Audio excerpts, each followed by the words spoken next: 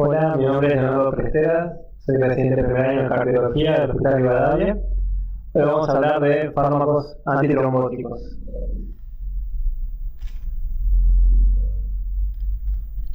Bueno, los fármacos antitrombóticos son un grupo de medicamentos que lo que hacen es impedir la formación de trombos en los vasos sanguíneos, que en sí es un proceso patológico que puede llevar a la oclusión de los mismos según el grado de oclusión que produzca. Lo que lo diferencia de la hemostasia, que es un proceso fisiológico, que lo que permite que los vasos se mantengan permeables y de esa manera evitar la pérdida de sangre de los vasos tanto intactos como de los vasos lesionados. La hemostasia la podemos dividir en una fase primaria, que comienza con la vasoconstricción de una lesión, que eso hace que en primera medida disminuye el flujo sanguíneo en ese sitio, así como también favorece la interacción entre las plaquetas y la pared celular y la pared del vaso, ¿sí?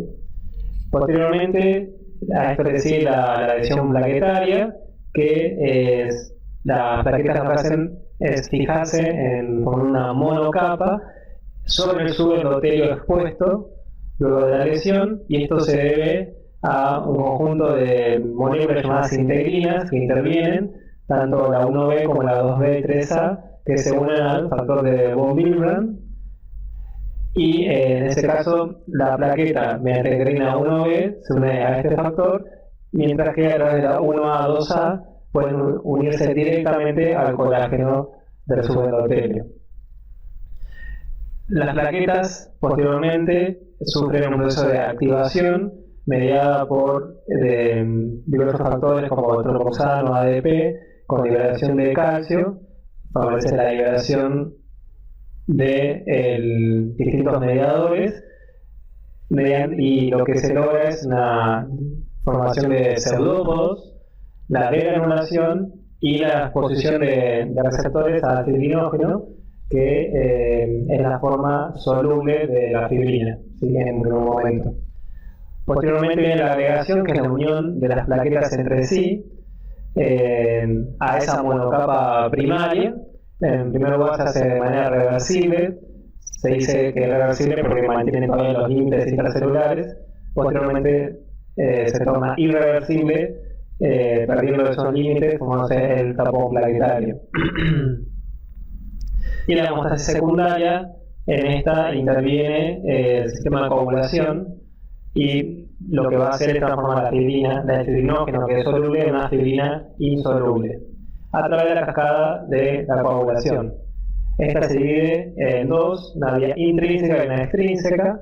La intrínseca comienza con la activación del factor 12, que puede autoactivarse con la misma exposición, y también a través de las caripeínas, que son moléculas que no solo intervienen en esta primera parte, sino que también activan los bradicininas de alto peso molecular, que favorecen la inflamación, y también, como se ve acá, no solo se estimula la coagulación, sino también activan la conversión de plasminógeno a plasmina, que limitaría la formación del trombo, que no se haga tan extenso, ¿sí? Entonces, el factor 12 activado activa el 11, este al 9, y en conjunto con calcio, fosfolípidos y el factor 8 activan el factor 10, que sería la vía final común. Del otro lado, la vía extrínseca comienza con el factor tisular, activa al factor 7, y estos junto a calcio activan al factor 10, el cual luego con calcio, fosfolípidos y el factor 5 terminan activando a la trombina, la cual va a terminar transformando fibrinógeno en fibrina, ¿sí? Esta cascada, a su vez, lo que se observa en este gráfico es que luego de activar la trombina existe la otra parte del proceso, en que también se activa la proteína C junto a la AS, que va a terminar, digamos, delimitando esta actividad a través de lo que después vamos a ver que es la activación del sistema fibrinolítico. ¿Sí? ¿Cómo se pueden medir, digamos, la actividad de estas dos cascadas? Una es a través del tiempo de protrombina, o el T-Quick, que evalúa la vía extrínseca a través de los factores 5, 7, 9 y la protrombina. Lo normal es alrededor de 12 segundos, un 70-75% de activación. Y la vía intrínseca es a través del KPTT, y varía mucho la bibliografía, pero entre 26 y 40 segundos es lo que se considera normal. Y por último, la parte de la fibrinólisis fisiológica va a desintegrar el coágulo para también favorecer la formación de las células endoteliales que vuelven a revestir la pared del vaso. Entre los fármacos antitrombóticos podemos encontrar de tres clases: antiagregantes, anticoagulantes y trombolíticos. El objetivo de esta charla es enfocarnos en los últimos dos, anticoagulantes y trombolíticos.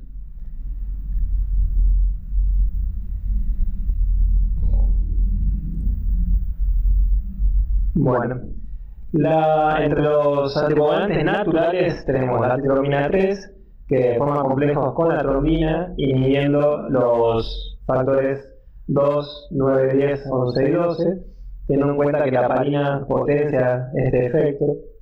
La alfa-2 antiplasmina, que como su nombre lo dice, inhibe la plasmina.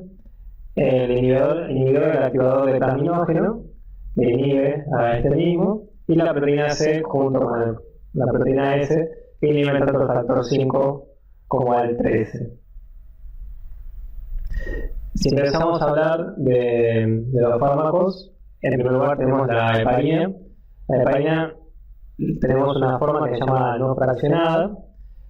Está formada por grupos aminoglicanos heterogéneos.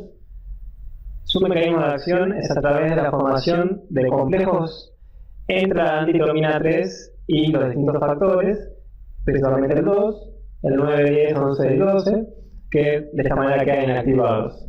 Se puede dar de manera subcutánea, que es lo más utilizado en lo que es la profilaxis de pacientes infectados para TBP, pero también puede hacerse de forma endovenosa. Y lo que se ve es que presenta mayor riesgo de hemorragias, por lo que requiere monitoreo con KPTT con gran variabilidad de dosis según la enfermedad que estemos tratando. Tiene un antídoto que es el sulfato de protamina, cuya acción se permite la reversión de un 100%.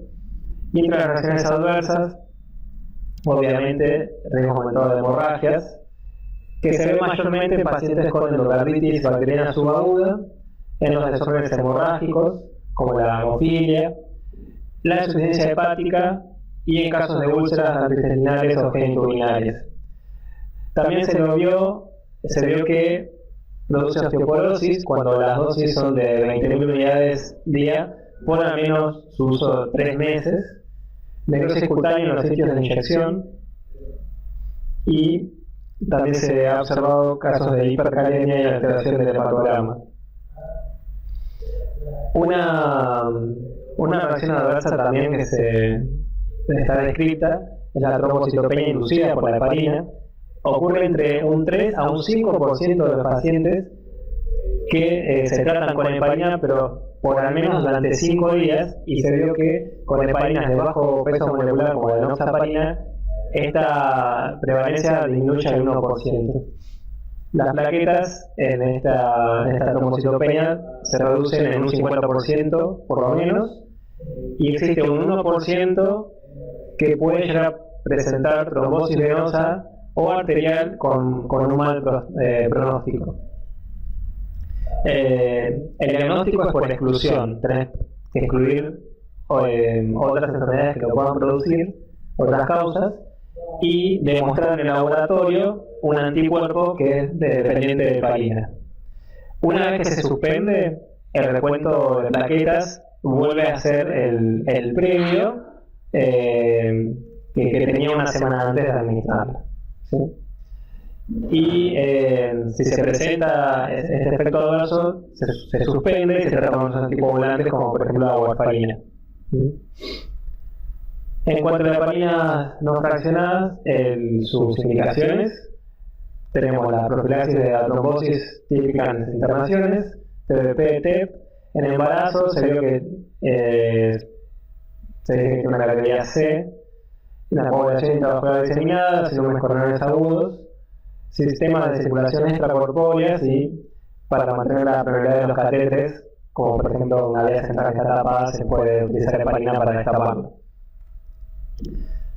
Las heparinas de bajo peso molecular se denominan así porque tienen 1/3 del peso molecular de la heparina, tienen mayor vida media y mayor viabilidad, pero no actúan inhibiendo la trombina, sino que inhiben el factor 10 activado. Y se ve que tiene menor tasa de efectos adversos que la otra heparina. El antídoto también es sulfato de protamina, pero digamos no revierte en un 100%, es bastante menor el porcentaje. Tiene menor riesgo de la trombocitopenia inducida por heparina en 1%, como dije anteriormente, y el cambio de una heparina por otra se ha visto que puede inducir sangrados. Como ventaja, dosis más fáciles de calcular, no necesita monitoreo y se da en forma subcutánea con resultados superiores a las heparinas no fraccionadas. La contra es que justamente no se puede monitorizar y el antídoto lo revierte parcialmente. Hay distintos tipos, vamos a hablar de algunos. La enoxaparina es la más usada y testeada. Actúa principalmente inhibiendo el factor 10 activado, se da en forma subcutánea, se excreta por riñón y hay que tener precaución en embarazadas, tiene evidencia B en esto. Su uso en infarto de miocardio demostró tener resultados superiores a la heparina no fraccionada, que si bien presentaba mayor sangrado en general, mostraba menores funciones, ¿sí? Y además redujo la mortalidad del sangrado durante la angioplastía. La dosis es 1 miligramo kilo día en lo que es profilaxis contra la trombosis. Como anticoagulante, la dosis es en cada 12 horas, pero hay que ajustarla. Según la edad mayor de 75 años, un 75% de la dosis. Y importante también, según el clearance y la función renal, tenemos un clearance de renina menor a 30, se reduce a la mitad. Y se prefiere, en vez de disminuir solo la dosis cada 12, hacerlo en forma diaria. Claro. Acá tenemos un cuadro comparativo en que, como vemos, una gran diferencia es la biodisponibilidad. La heparina no fraccionada tiene absorción errática y se une a diversas proteínas de los vasos, lo cual hace que se pierda parte de su acción, tiene una vida media en forma intravenosa de 1 a 1,5 horas, bastante menor a la regular enoxaparina. Y otra cosa es el antídoto de 100% para las heparinas no fraccionadas contra un 40 o 70% de la de bajo peso molecular. Y otra gran diferencia es que la heparina no fraccionada es mucho más barata que las de bajo peso molecular, ¿sí? Otro tipo de heparinas de bajo peso es la ivalirudina. Es el único anticoagulante endovenoso que demostró reducir la isquemia de modo similar a las heparinas no fraccionadas, pero con una reducción significativa de desangrado asociado a angioplastía. Actuó uniéndose al factor 2 activado, y lo que se observó es en el Acuity Trial que mostró un menor porcentaje de sangrado con su uso, pero también un número menor de porcentajes de muertes al año comparado con la heparina en forma conjunta de inhibidores de glicoproteínas. Esto es en un año, ¿sí? El Fondoparinux es el único inhibidor del factor 10 disponible para ser usado en el síndrome coronario agudo. Se da de forma diaria y se observa un mayor riesgo de hemorragia en insuficiencia hepática o renal. Está contraindicado con incidencia menor a 30 o pacientes que tienen muy bajo peso o edad muy avanzada. Demostró una efectividad similar a la enoxaparina, reduciendo el riesgo de eventos isquémicos a los 9 días. Pero posteriormente reduce sustancialmente el sangrado, mejora la mortalidad a largo plazo. Esto se ve en el OASIS 5. Y además es superior a otras heparinas en el síndrome coronariano agudo sin elevación de DST. También mostró menor sangrado y muertes. Un cuadro comparativo en el cual quise remarcar principalmente el ajuste de dosis de, por ejemplo, la enoxaparina, ¿sí? Y que el monitoreo no es necesario, no se utiliza además en las otras heparinas, pero sí cuando se utiliza en forma endovenosa la no fraccionada, se utiliza con el KPTT, ¿sí? Ahora vamos a pasar a hablar de los fármacos anticoagulantes orales. Los más utilizados son la warfarina y el enocumarol. Son antagonistas de la vitamina K e inhiben, por lo tanto, la síntesis de los factores 2, 7, 9, 10, proteína C y proteína S. Por lo tanto, como inhiben la actividad de esta vitamina, su efecto se revierte administrando la vitamina K. Se controlan con RIN, su objetivo es entre 2 y 3, y la alta unión de proteínas es metabolismo hepático y eliminación renal. La vida media de warfarina es de unas 40 horas, mientras que la enocumarol entre 10 a 24, y se debe suspender por lo menos 4 días antes de un proceso quirúrgico. La dosis inicial para que pueda entrar en rango un paciente para la warfarina es de 5 miligramos por 5 días, mientras que para la enocumarol 3 miligramos entre 3 días, pero si es avanzada se usan esquemas 3-2-2 o 2-2-2 inclusive. Después, según el RIN, se va ajustando la dosis en forma semanal. Como tiene metabolismo hepático, se vio que hay diversas drogas que pueden disminuir o aumentar el efecto según alteren la actividad de los citocromos. Disminuyen su efecto en caso de hipoalbuminemias, inhibidores enzimáticos o el mismo consumo de vitamina K. Y tiene mayor efecto cuando se reduce el metabolismo, entonces queda más droga biodisponible, como por ejemplo fármacos con amiodarona, cefalosporina, metronidazol. Por eso es importante tener cuidado con infecciones con que se los trata mientras están anticoagulados. Estos efectos adversos, las hemorragias, especialmente las cerebrales, defectos congénitos y abortos, necrosis cutáneas, está contraindicado en los ACV recientes, hipertensión no controlada, cirrosis, y en esas patologías que pueden llegar a sangrados mayores como una úlcera péptica, la enfermedad por reflujo, y en el embarazo están contraindicados durante el primer trimestre y las últimas 2 semanas. El primer trimestre por los efectos congénitos, principalmente la teratogénesis en la formación de las primeras 10 semanas. Indicaciones: trombosis venosa profunda, se inicia en forma conjunta con heparinas hasta que entre el rango y se continúa luego por 3 meses, al menos 3 meses. Si era en forma recurrente, la trombosis se dejan por lo menos 6 meses o si no, hasta en forma indeterminada. En el caso del TEP, por 6 meses, lo mismo que dije recién, si es recurrente de forma indefinida. En los casos de fibrilación auricular, se ve que el beneficio de su uso excede el riesgo de sangrado en sí, y las guías dicen que se debe retrasar su uso en caso de una enfermedad paroxística en pacientes menores de 65 años sin factores de riesgo, en los casos de diátesis hemorrágicas y en los pacientes de edad avanzada con alto riesgo de sangrado con un HACLED elevado, y luego de 48 horas de FA deben anticoagularse por al menos 3 semanas a un mes, y recién ahí, cuando el paciente está en rango, ahí se puede hacer la reproducción eléctrica. Un mes más posterior. Y otras indicaciones es el paciente con válvulas protésicas. El dabigatran es un nuevo inhibidor de la trombina, tiene una vida media mayor de 12 a 17 horas, se excreta por riñones Principalmente los efectos adversos, aparte de las hemorragias, son los gastrointestinales.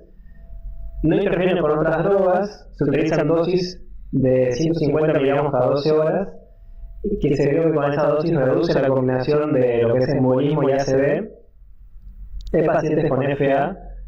Todos estos estudios se hacen generalmente contra la warfarina, que es la droga más utilizada, más estudiada, ¿sí? Entonces, esta dosis mostró menor combinación de embolismo y ACV en pacientes con FA, con riesgo de sangrado similar en el estudio de Relay.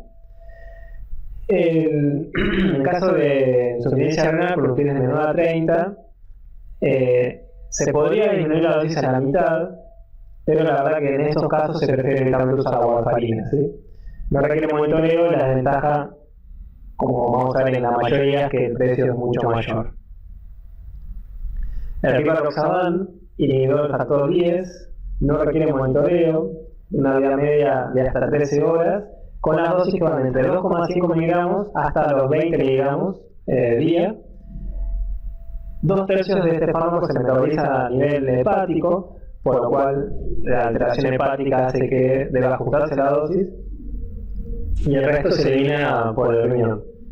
Por lo tanto, como dije, fármacos que alteren la actividad de los ciclocromos pueden alterar la biodisponibilidad de este fármaco, como la terapia antirretroviral, la rifampicina, el tetroconazol y demás. Están indicados para las arritmias como la FA, la aleteo o en los casos de TEP. Como ventaja, una sola toma diaria. Y tenemos dos estudios, uno es el Rocket, que demostró igual efectividad que la warfarina, con menor incidencia de hemorragias cerebrales fatales con el uso de este fármaco. Y en el Atlas-TIMI, lo que se vio es que pacientes con síndrome coronario agudo reciente se le dieron dosis bajas de aspirina y clopidogrel con 2,5 miligramos de rivaroxaban 2 veces al día. Esta combinación mostró mejores resultados que 5 miligramos 2 veces al día de rivaroxaban, disminuyendo el porcentaje de muertes. Sí, a pesar de eso, se ve que también aumentaba el riesgo de hemorragias mayores y cerebrales, pero el porcentaje de muertes fue menor. El apixaban también actúa sobre el factor 10. Son dos dosis de 5 miligramos diarios, como el tabagismo hepático, como la mayoría de estas drogas. La dosis de 2,5 cada 12 horas debe realizarse en pacientes añosos, con un peso menor a 60 kilogramos e insuficiencia renal, una creatinina mayor a 1,5. Tampoco se monitorea y mostró mejores resultados que la warfarina en la prevención de ACV asociado a fibrilación auricular, con menor riesgo de sangrado. Sin embargo, en lo que es profilaxis contra TBP, se vio que la enoxaparina tuvo mejores resultados que la apixaban. Y aún así faltan estudios, pues son drogas nuevas con pocas pruebas, ¿sí? Acá tenemos un cuadro comparativo de los fármacos que estuvimos hablando. Principalmente ver que la mayoría de los fármacos que se metabolizan a nivel hepático, recordar que tienen que tener cuidado con qué otras drogas se interactúa, porque va a variar su vida media, y también cómo debe ajustarse la dosis en la mayoría por clearance de al menos creatinina de 30, así de 9 a 30, salvo el acetocumalol y la heparina no fraccionada, que en este caso no se ven afectados por la insuficiencia renal. Bueno, pasamos ahora a los fibrinolíticos. Lo que se vio es que si bien la angioplastia primaria es superior en cuanto a resultados al uso de fibrinolíticos en el síndrome coronario agudo con elevación del CT, lo cierto es que no todos los hospitales tienen hemodinamia a las 24 horas, por lo cual los fármacos fibrinolíticos siguen siendo los más utilizados en el mundo. La repercusión con estos trombolíticos dentro de los primeros 70 minutos reduce la muerte temprana del casi 9% a un 1% y el tamaño del infarto de un 11 a un 5%, comparado si se retrasa a más de 3 horas. ¿Sí? Por lo tanto, la primera hora, digamos, es crucial. En cuanto a la clasificación, podemos dividirlos en no fibrinos específicos y fibrinos específicos. Entre los no fibrinos específicos, la streptokinasa es la más utilizada, ¿sí? Y los fibrinos específicos tenemos el activador tisular de plasminógeno y todos sus derivados, ¿sí? Vamos a hablar, primero una reseña histórica. La primera generación apareció en el año 80, streptokinasa y urokinasa. Posteriormente, en el 90, aparecieron los de segunda generación, que son los del activador tisular de plasminógeno, y otros más nuevos, como la urokinasa de cadena única. Y en la tercera generación aparecieron los últimos, en la década del 2000, como por ejemplo el TNT Plaza, que vamos a hablar posteriormente. La streptokinasa es el más estudiado, fue el primero que apareció. Es una enzima producida por el streptococo, que lo que hace es formar un complejo no covalente con el plasminógeno, y de esa manera favorece la conversión a plasmina. No actúa de forma directa, sino que sería en forma indirecta en realidad. Y además tiene un aumento del nivel de proteína C que también interviene en esta activación. Se divide por el sistema del retículo endoplasmático, y si bien hay otros fibrinolíticos más nuevos que son más eficaces, lo principal es que su bajo costo y que está disponible en cualquier parte del mundo hace que su uso sea más frecuente, ¿sí? En el trial gusto lo que se vio es que hubo 2 eventos de ACV hemorrágicos más tras el uso de Alteplas que con la streptokinasa, ¿sí? Sin embargo, el más utilizado es esta última. La dosis es 1,5 millones de unidades, 100 mililitros de solución fisiológica, se pasan de 30 a 60 minutos. Importante la desventaja es que hay diversos preparados genéricos cuya actividad varía entre 21 y 87%, por lo cual la efectividad es muy dispar, ¿sí? Los efectos adversos, hemorragias, reacciones anafilácticas, fiebre, hipotensión, bradicardia, y está contraindicado en casos de que si el fármaco se utilizó previamente o una persona ya tuvo una infección mayor con el streptococo, pueden generarse anticuerpos, con lo cual no va a poder actuar, ¿sí? Va a generar resistencia. El Alteplas es una enzima que se une a la fibrina con gran afinidad, mucho mayor que la streptokinasa o la urokinasa, y de esa manera convierte el plasminógeno en plasmina sobre la superficie del trombo, ¿sí? Sobre la fibrina. Tiene una vida media muy corta. Se suele combinar con la heparina endovenosa para evitar la oclusión, y también en el trial gusto la mortalidad fue 14% menor que con la streptokinasa, ¿sí? A pesar de haber 2 casos más de ACV hemorrágico, pero la mortalidad fue menor.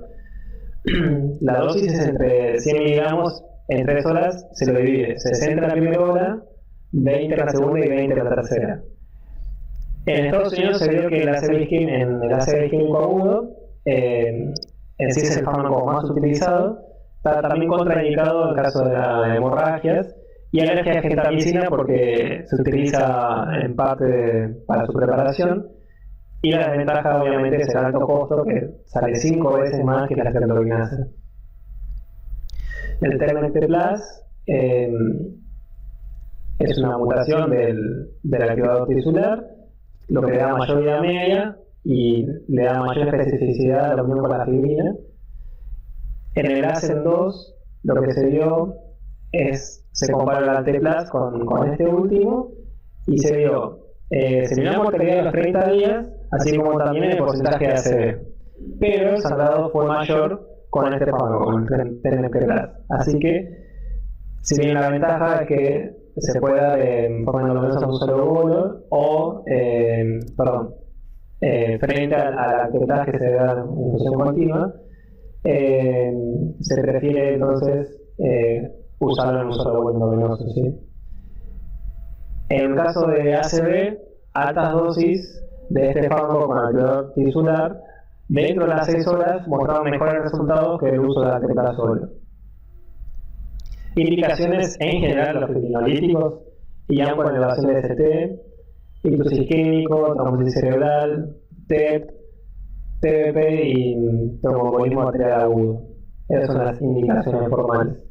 Como contraindicaciones absolutas, ACV hemorrágico o de origen desconocido en el momento, de un ACV no sabemos si es isquémico o hemorrágico, un ACV isquémico en los 6 meses previos, neoplasias o traumatismo del sistema nervioso central, sangrados intestinales en el último mes, disección aórtica, punciones no compresibles, ¿sí? Y en cuanto a las negativas, tenemos por ejemplo el embarazo o primera semana posterior al parto, hipertensión refractaria, úlcera péptica activa, resucitación refractaria. Bueno, es un gráfico que muestra el estudio que les hablaba anteriormente, el gusto y el ASEN. Lo que quiero remarcar principalmente es que en el caso del trial gusto se comparó estreptokinasa con la T-Plus, y si bien se vio que la mortalidad a los 30 días era menor con la T-Plus, tuvo mayor incidencia de hemorragias cerebrales, ¿sí? Y el otro estudio, la T-Plus con el TNT+, el ASEN-2, lo que se vio es que tuvo mayor sangrados también era el T-Plus, ¿sí? Luego, bueno, acá tenemos una comparación de los fármacos que estuvimos hablando. Lo que más quiero remarcar es por qué se utiliza más estreptokinasa que por el precio. La diferencia es abismal: 750 contra 5.000 o 4.000 de los otros, ¿sí? Bueno, y estas son algunas condiciones que pueden tener los pacientes y en qué fármacos estarían indicados. Después hay estudios que van a indicar qué se usa más o qué menos, pero en el caso de los fibrinolíticos, su indicación precisa estaría dado en el síndrome coronario agudo con elevación del ST, ¿sí? En otros síndromes coronarios de bajo riesgo no están indicados, ¿sí? Así que esto es todo.